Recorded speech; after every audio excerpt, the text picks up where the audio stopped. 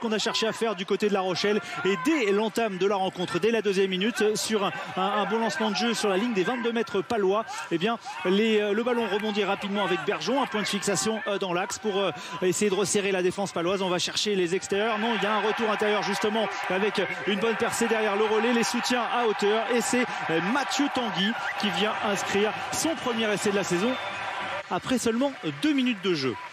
10 minutes plus tard, c'est une touche rapidement jouée par Ayaya West. Vous voyez qu'ils sont sur leurs 22 mètres. C'est Rochelet, la percée de Mouri Valou, un joueur qui a longtemps été blessé et qui ne dispute que son 8e match. Il a trouvé à hauteur derrière Grégory Aldrit, le retour des internationaux français également, qui fait du bien. Tout à l'heure, c'était Doumerou, là c'est Aldrit qui permet à cette équipe de La Rochelle de se détacher. 2 essais après 14 minutes de jeu, et à la 19e minute, après un carton contre Antoine Astoy, l'ouvreur palois, eh bien les Rochelais parviennent à dérouler avec Ayaya West qui est tout proche de marquer. Non, il trouve sur une Chistera Bergeon, une action magnifique. On se dit que ça va se terminer sur cette action, que c'est dommage que ça ne marque pas sur la mêlée qui suit. On l'a vu, Simon Manix est inquiet parce qu'un départ au rat, derrière encore une fois un soutien à hauteur et un Mouri Valou intenable après moins de 20 minutes de jeu.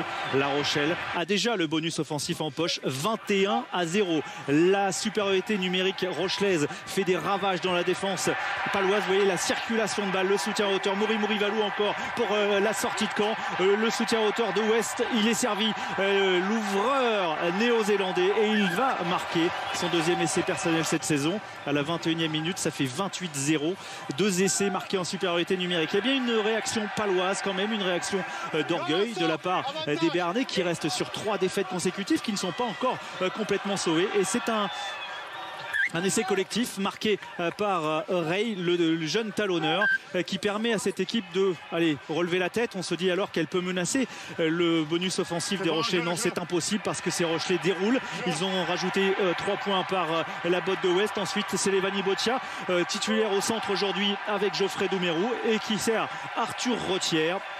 Arthur Rothière vient parachever le week-end 5 étoiles de La Rochelle avec un 5e essai en première période. 38-7 pour cette équipe rochelaise qui régale un stade Marcel de Flandre. Évidemment, du côté de Nicolas Godignon et des Palois, on fait grise mine à la mi-temps, surtout que derrière, eh bien, ces Palois reprennent un carton jaune en début de seconde période. C'est Colin Slade, le coup de pied magique comme un footballeur de la part d'Ayaya West pour aller trouver Mouri Valou. Un doublé à la 46e minute, ça fait 45-7.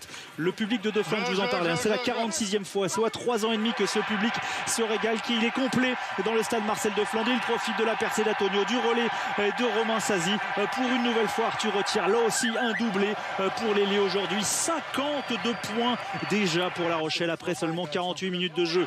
Xavier Garbajosa, Jono Gibbs peuvent être satisfaits parce que enfin leur équipe retrouve de la confiance. Il fallait inverser cette pression, c'est fait, et tous les ballons de relance sont utilisés avec Vincent Ratez.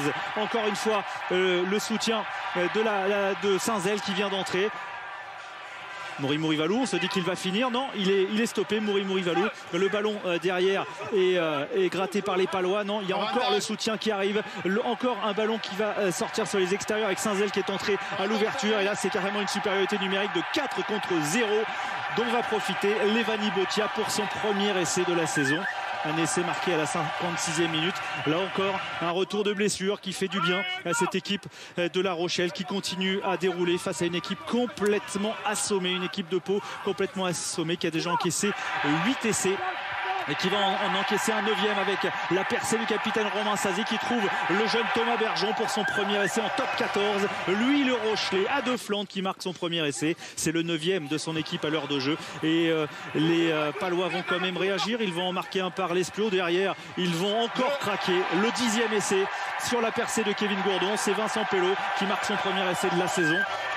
10 essais, c'est un record, et les Palois auront quand même lutté jusqu'au bout avec leurs armes aujourd'hui qui étaient quand même assez limitées. Ils vont marquer un 3e essai avec Vautou à la toute dernière seconde pour un match record pour un week-end 5 étoiles. 92 points record égalés, 10 essais pour une équipe record égalé, plus gros écart, plus de points marqués par une équipe. Bref, aujourd'hui c'était une Rochelle en démonstration.